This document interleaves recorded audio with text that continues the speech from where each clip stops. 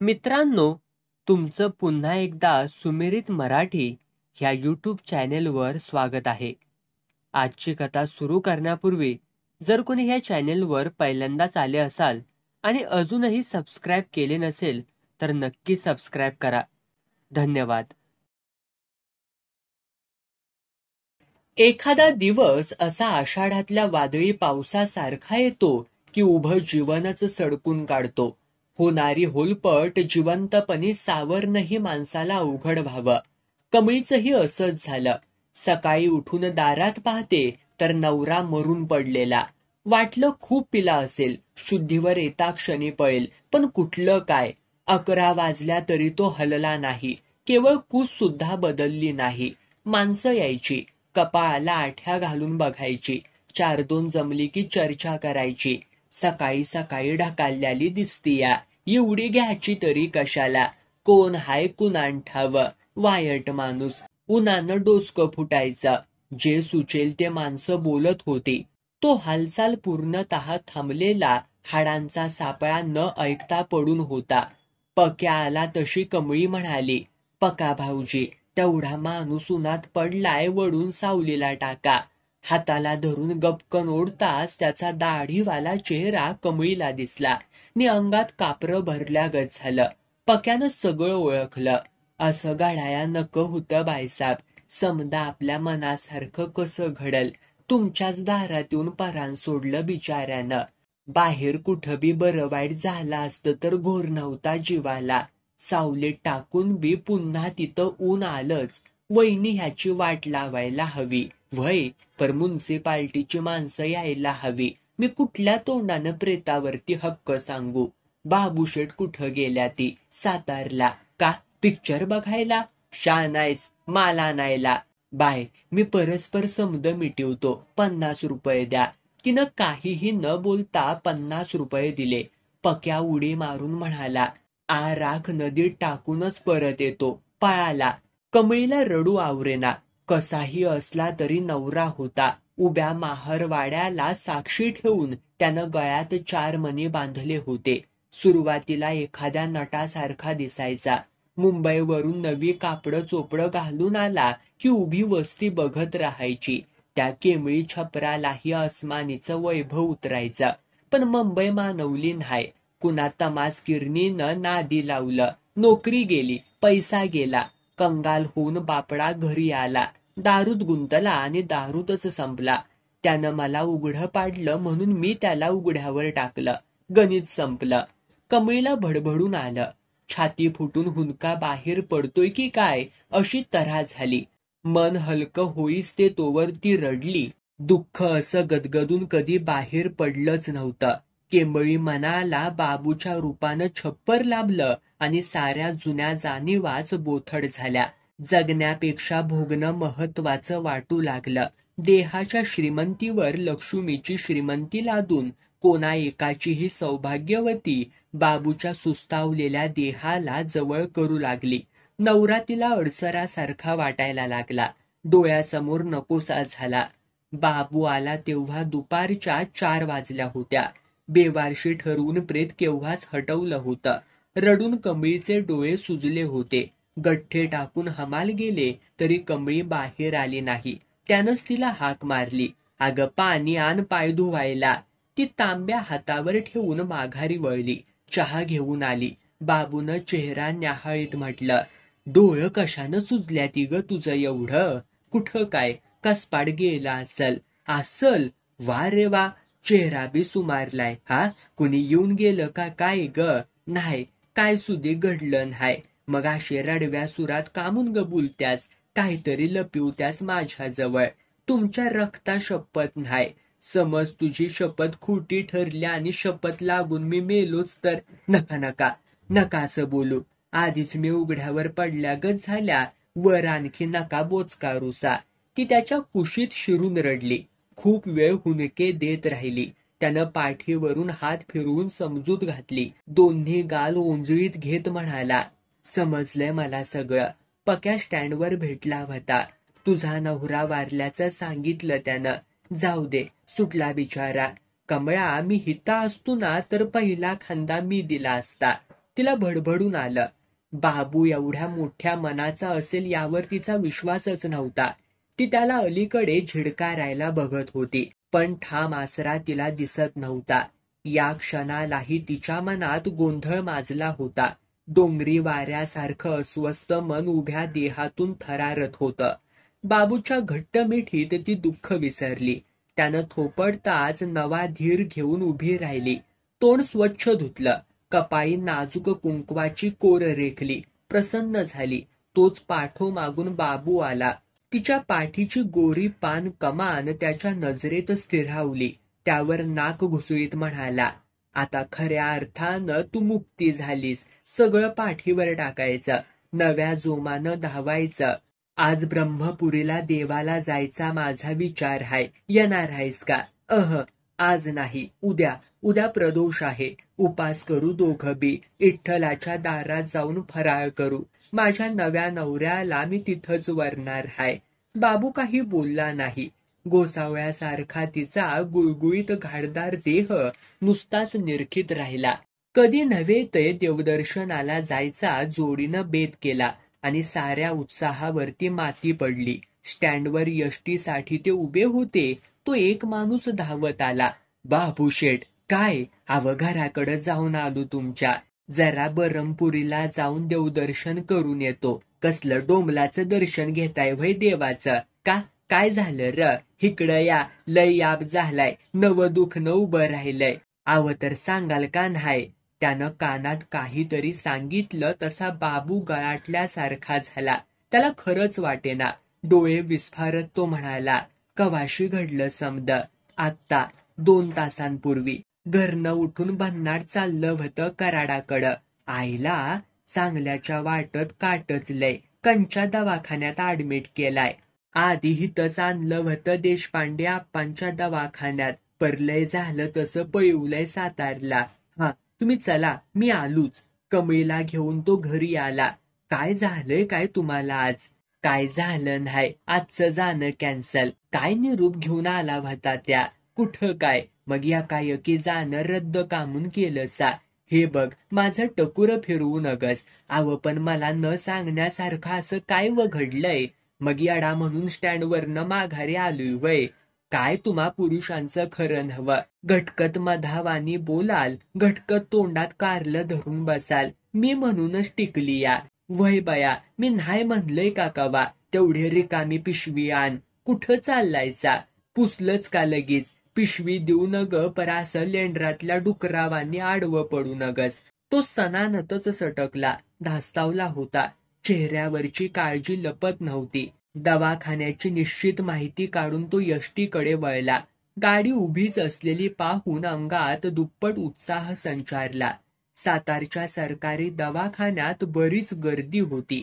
जया, तिची आई, आसपासची 7-8 माणसं तिथं गर्दी करून बसली होती. जया बाबूला पाहताच पटकन उठली. जवळ आली. दादा, तुम्ही आला? बरं झालं. सारखा तुमचा आणि वहिनीचा घोष चालवलाय. तब्येत बरे आहे नव्हं? हो, सर्व अवयव सुरक्षित. डोकं फुटलंय. काही ठिकाणी खरचटलंय. मांडीला थोडासा मार लागलाय. सलाईन लावलं होतं. आता व्यवस्थित आहे. कधी घडलं? सकाळी 6च्या सुमारास. बाप रे, 5 तास झालं की. होय, पण टॅक्सी पटकन मिळाली. त्यामुळे वेळेला उपचार झाले. पैशांची काही अडचण? सगळं आहे. मला सोन्याची चेन आणण्यासाठी चालले होते कराडला. कॉलेज करून परत यायचा त्याचा विचार होता. तो मध्येच असं झालं. भेटायला परवानगी देतील का ग? 1 तासभर तरी नाही. जगदाळेच्या मोटारसायकलला अपघात होईल ही कल्पनाच करण्याचा बाबूला धीर होत नव्हता. त्यात वेगात गाडी मारणं नेहमीच साऱ्यांच्या काळजीचा विषय झालं होतं. सांगूनही त्यानं कधी ऐकलं नव्हतं. आपलंच खरं करायला तो विसरला नव्हता. बेलगाम सुसाट जगणं त्याला सन्मानाचं वाटत होतं. बाबू साऱ्यांना भेटला. जगदाळ्याच्या आईला धीर दिला. साऱ्यांसाठी त्यानं चहा मागवला.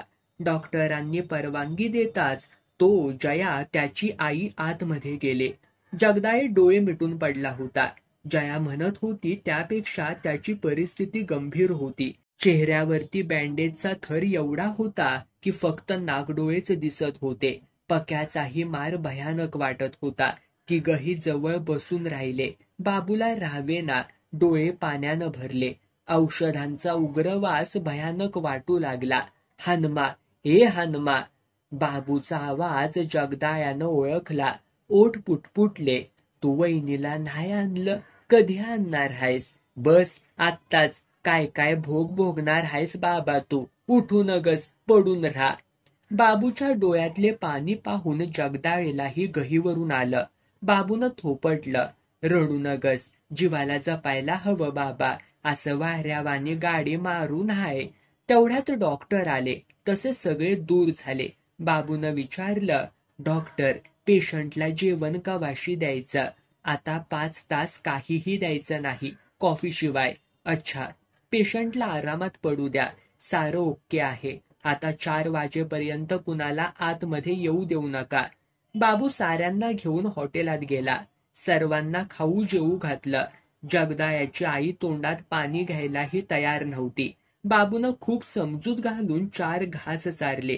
मध्येच बाबूनं जयाला विचारलं, नव, जगदाळ्याची गाडी कुठाय? का पार मोडून खटारा झाली? तुम्हाला खरं नाही वाटणार, पण गाडीला काय सुधीक झालं नाही. फकस्त क्रॅश गार्ड मोडलाय. गाडी म्हण उडल्या आणि चिखलात रवली, त्याच्यामुळं सेफ राहिली. आता विकूनच टाका, नसती पिढा घराला नग. काय नव, वहिनीला कामून नाही आणलीसा? तिला ह्यातलं काहीच माहित नाही, उगी काळजी करत बसती म्हणून नाही बोललो. त्या जरा मुडी आहेत का? मजी नाही, आपल्याच नादात असत्या ती. तुमचं लगीन होऊन किती वर्ष झाली तर? लगीन? कुठलं लगीन? म्हणजे तसंच राहतायसा वय? छे, 2 वर्ष झाली लग्नाला. हे बघ जया, फालतू गप्पा नकोत. चल जरा फळ घेऊ जगदाळ्यासाठी. तो थर्मास धुतलाच नव नीट? होय होय. कॉफी भर म्हणावं वेटरला त्यात. ह्यो गडी एवढा चांगला झाला म्हणजे काय बी काळजी नाही. तुम्ही भलतीच काळजी करता बाबू दादा. मी बाई माणूस असून धीर धरलाय आणि तुम्ही आत्ताच अवसान हरवल्यागत करतायसा. चालायचंच, जुनी दुसती आहे नव. चला हॉस्पिटलमध्येच एखादी खोली घेऊन आईला आराम करायला सांगू. तू बी जरा आराम कर. आता 4 पर्यंत भेटता येणं अशक्य. सर्वांची व्यवस्था लावून पुन्हा जगदाळेला भेटून परत फिरायला बाबूला संध्याकाळी 6 वाजले. घरात पाऊल ठेवलं तेव्हा रात्रीचे 8 वाजले होते. कमळी अजून उपाशीच होती. सकाळचंच जेवण गरम करून ठेवलं होतं. बाबूला पाहताच ती उठली, पाणी दिलं. हातपाय धुवून कपडे काढून नुसत्या बनियनवर तो स्वयंपाकघरात आला. तिचा राग फुसांडत होता.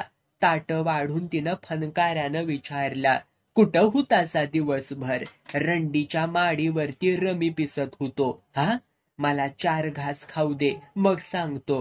पर मी म्हणती माझ्यापासनं का लपिवतायसा? माणसानं भानगड करावी तर उजळ माथ्यानं, चोरून हवं. तुझ्यापासनं एवढाच धडा शिकायचा बाकी राहिलाय. मी बी उपाशी हाय सकाळ धरणं. मी थोडं खाल्लंय हाटीलात, खाणारच. ती बाया होती ना सोबत, जगदाळ्याची भन, कालीजवाली. कुणी सांगितलं ग तुला? पक्यानं निवांत गप्पा मारत बसला होतासा 2 बायासनी घेऊन हाटीलात. मी घरात हाय ह्याची आठवण राहू द्या जरा. आता आणखी वटवट करशील तर मुंडकं पेटत्या स्टोवरती धरीन. जरा समजून घ्यावं पुढच्या माणसाला. जगदाळ्याच्या मोटारसायकलला सकाळी अपघात झाला. त्याला ऍडमिट केलाय सातारला. सिरियस हाय. बरमपुरीला जाण्यापरास त्याला बघायला जाणं मला महत्वाचं वाटलं. हाटीलात 2 बाया घेऊन नव्हतो बसलो. एक जगदाळ्याची आय होती आणि दुसरी जया. त्यांना जेवायला घालणं माझं कर्तव्य होतं, ते मी केलं. मला यातलं काय सुधीक माहिती नव्हतं. तुम्ही मला सकाळीच कामूनव नाही सांगितलं सा. ती रडायला लागली. स्वतःच्याच तोंडात फडाफडा हाणून घेत म्हणली, म्या इडीनं संशय घेतला तुमच्यावर. किड पडत्याली माझ्या तोंडात. तब्येत चांगलीच हाय नव त्यांची? व्हय, बऱ्याच जागी मार लागलाय. सकाळी मी लवकर जाईन बघायला. हॉस्पिटल गावल का ग तुला? न गावायला काय रोज जागा बदलतय व्हय? तुम्ही दुकान सांभाळा, मी 2 तासात जाऊन माघारी येईन. व्हय व्हय, व्यवहार सांभाळायला हवत. जेव, तशी काळजी करण्याचं कारण नाही. पैशा बिशाचं काय केलं? त्या पोरीजवळ द्यायचं थोडंफार. हाय ती तिच्याजवळ. लागलं तर घेईन म्हणली मागून. आई मातूर पार गळाटून गेल्या. असला धक्का सोसवत नाही माणसाला. नाहीतर काय, सकाळी त्या माणसानं स्टँडवर बातमी सांगितल्यावरच माझं धाबदन आणलं होतं. जगदाळे म्हणाला असतील, वहिनी का नाही आली. तसं काय म्हणला नाही, पण जायला पाहिजे. खरंच माझी आठवण नाही काढली त्यांनी? नाही, पण मी म्हणतो काढायला पाहिजे असा आग्रह का ग? आजारी माणसाला आधीच दुःखानं व्यापलेलं कसं आठवणार सगळं? हा, जेवा, नसती काळजी करू नका. बाबूनं तिच्याकडे एकदाच पाहिलं. ताटात होतं नव्हतं तेवढं पोटात ढकललं. उठला, बिडी ओढत शांतपणे फेऱ्या मारू लागला. कमळीनं भांडी आवरली, मोरीत ठेवली, अंथरुणं लावली.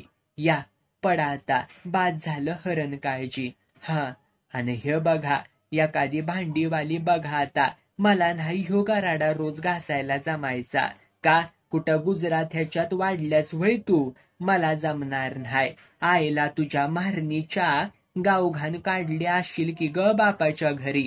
आता पैशात खेळायला लागल्यावर नखरं करत्यास व्हय? व्हय व्हय, भंगीनच हाय मी. मारीन मांगीन काय वाटेल ती हाय मी. तुम्ही बरं राज्याच्या गादीवरती उपाजलायचा. मी आली म्हणून 4 पैसे घरात या लागलं, सुखाची सावली लाभली. नाहीतर फिरत होतासा की अंडीवाल्यागत सायकल गंगवीत. तिचा पट्टा सुरू झाला. चुपचाप तोंडावर पांघरून घेऊन बाबू झोपून गेला. झोपताना देवाला म्हणाला, ह्या गोऱ्या पान हाडळीच्या तावडीतनं मला सोडव रे बाबा. आता नाही सोसवत हे सगळं. सकाळी जांभळा चौकडा नेसून ती तयार झाली. बाबूला चहा देऊन म्हणाली, भातभाजी करून ठेवल्या, चलती मी. यायला उशीर झाला तर खाऊन घ्या. स्टँडच्या मागच हाय हॉस्पिटल, माहित हाय मला. लवकर य. त्याला म्हणावं उद्या मी येईन. ती गेली. तासभर बसून बी गाडी मिळना तशी वैतागली. टेम्पो गाठून सातारला आले. कोपऱ्यावर किलोभर सफरचंद घेतले. दवाखाना गाठला. जया भेटलीच. बरं झालं वहिनी तुम्ही आलासा. काल बाबू दादा आल्या आल्या दादानं विचारलं, वहिनीला का नाही आणलं? आणि ते तर म्हणाले, काय नाही, बरे आहे नव्ह तब्येत? कुठं ठेवलंय त्यासनी? हो हो हो, एवढी का घाई? चला दाखवते. सारखा धोसरा काढलाय त्यानं तुमचा. तिला पाहताच जगदाळे उठून बसला. अरे तुम्ही कशा वाट चुकला म्हणायचं. तिचे डोळं पाण्यानं डबडबले. जीवाला जपायला शिका. तुम्ही बसा बोलत, मी कॉफी आणते. जया पळाली. कमळी जगदाळे जवळ गेली. त्याला व्यवस्थित झोपवीत म्हणाली, असं उठायचं नाही, आराम करायचा. अंग किती गरम लागतं या तुमचं. तुम्ही स्वतःची काळजी करायला कधी हो शिकणार? तिचा हात त्याच्या कपाळावरती फिरला. तोंडावरून माया पाझरली तसा तो आतून गदगदला. तिचा हात हातात घेऊन हुंदके देऊ लागला. तिने समजावताच शांत झाला. वहिनी, आता मी बरा होईन. माझं औषध मला मिळालं. तब्येतीची काळजी घ्या. किती डाव सांगितलंय तुम्हासनी. गाडी ताणू नका. आपण चांगलं तर दुनिया चांगली. उगी कुणाच्या नादानं गाडी मारणं लय वाईट. किती काळजी करशिला माझी. ज्याच्याबद्दल करते त्याला कुठं काळजी हाय. आम्हा पुरुषांच्या छातीत काळीजच नसतं असं वाटतंय. तसं म्हणायला मी बिनकाळजाची नाही. यग विचारू का? हा, काल त्यांच्याजवळ तुम्ही माझी आठवण काढली व्हय का? ते म्हणाले जगदाळ्यानं तुझ्याबद्दल विचारलं सुद्धा नाही. त्याचं कर्तव्य त्याच्याजवळ. तसा मनानं चांगला हाय त्यो. कुठलं आलंय मुलखाचं जळकुट हाय. त्यांना आपल्याबद्दल संशय येतोय. कसला? तेवढ्यात जया कॉफी घेऊन आली. आता कळी खुल्ली म्हणायची. कुणाची? दोघांचीही. गुलमोहराच्या झाडाजवळ जास्वंदी शोभते. घ्या, चहा घ्या. कॉलेजात जाऊन मस्करी करायला चांगल्या शिकलात हो. बघ दादा वहिनीचं बोलणं. वहिनी, यग कराल का? काय? आमच्या दादाची धावपळ तुम्ही थांबवा. म्हणजे? त्याच्यासाठी एखादी फर्स्ट क्लास पोरगी शोधून काढा. त्यांच्या कॉलेजात काय कमी आहेत? त्यांची त्यांनाच निवडू द्या. त्यांच्या प्रयत्नाला यश नक्की येईल. छे, एक गंमत सांगू का? सांगा की. दादा रागावणार तर नाहीस ना रे? नाही बाईसाहेब, काय सांगायचंय ती सांगा. हे बघा वहिनी, हा मराठीचा प्राध्यापक.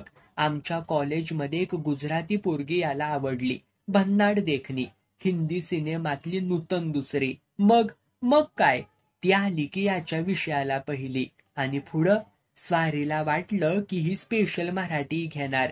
अस्मादी खुशीत गाजरं खात होता. पण कशाचं व काय, काय झालं? आवतीनं चक्क पॉलिटिक्स सारखा फालतू विषय निवडला. स्पेशल सोडाच, पण याच्या मराठीला जनरल पेपर सुद्धा तिनं घेतला नाही. अशी सनसनीत टांग हाणली म्हणता. प्रेम करतोय, एकतर्फी प्रेम. स्वतःला काय कवी अनिल समजतो, म्हणे प्रेम. जगदाळे हसला, कमळीकडे बघत म्हणाला, करा म्हणावं चेष्टा, पण जया एक लक्षात ठेव, काही जखमा अशा असतात की त्या फक्त छातीवर मिरवण्यासाठीच असतात. जाने दो, तुम्ही अजून दूर आहात या दुनियेपासून. वेळ काढून एवढी फळं खाऊन टाका. वहिनी, तुम्ही नुसती ऑर्डर सोडा, एका दमात सारी सफरचंद पोटात ढकलतो. येऊ का मी आता? पुन्हा केव्हा येणार? लवकर सोडतील ना डॉक्टर? तरी 8 दिवस लागणार. येईन 2 दिवसांनी. तब्येतीला जपा, काळजी न करता पोटभर खा. जया, काळजी घे हो त्यांची. होय होय, आता काळजी कसली? आतापर्यंत मराठीच्या सोबत राज्यशास्त्र होतं, आता नवं कमलशास्त्र आलंय. दादा भरपूर खाणार आता. एका आठवड्यात गाडीत आणायला परत मोकळा. दोघही आ वासून जयाकडे बघत राहिली.